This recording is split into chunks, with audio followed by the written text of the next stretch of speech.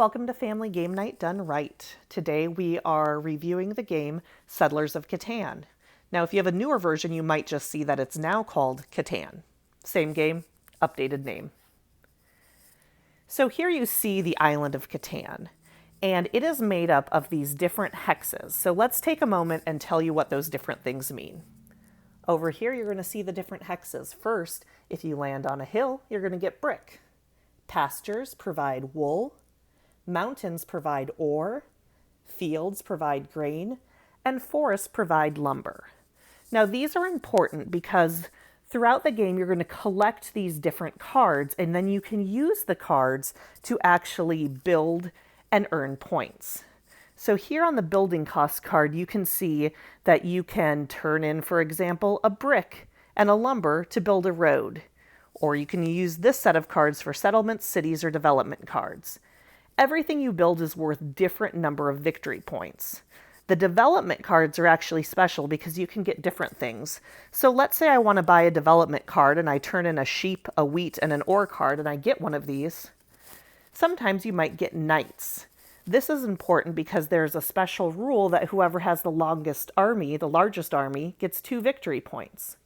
There's one other special card, which is the longest road. Whoever has the longest road during the game will get 2 additional victory points. This is important because the whole object of the game is to be the first player to get 10 victory points. So I could have the largest army, 2, 4, and then have a combination of settlements and cities and reach 10 points and win the game. So let's move back to the board for a minute, and this is a board that's already in play. So we've already had a few turns, they've already put some things on the board. But what it's going to look like on a typical roll is, let's say I'm the red player. I'm going to roll the dice, and you'll see that I rolled a 5. If I look here at the game board, blue has a settlement on 5, so they are going to collect 1 ore for rolling the 5. And then we also see that there's a 5 up here, so the red player is going to get 1 brick. So what this means is after you roll and after people get some cards, you have some decisions to make. So let's say I just rolled. My next turn as a player is I can look to see if I want to build anything. So let's say I'm the red player and I want to build a settlement. I'm going to turn in these 4 cards, and the bank is going to give me a settlement that I can then put on the board and get an additional victory point. So now this person has 1, 2, 3 points showing on the board. So that is the basic gameplay. I will say a few notes. This is more of a strategy game. It's really fun with high school, college age students, but our elementary age kids have actually really grown to love the game.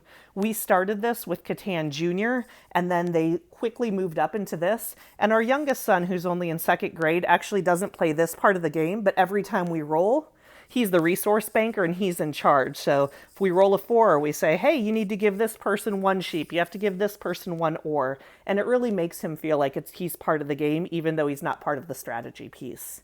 So again, I'd highly recommend this. It's really fun for adults and older kids, but there's a lot of ways that you can involve the younger ones to make it a real great family game night.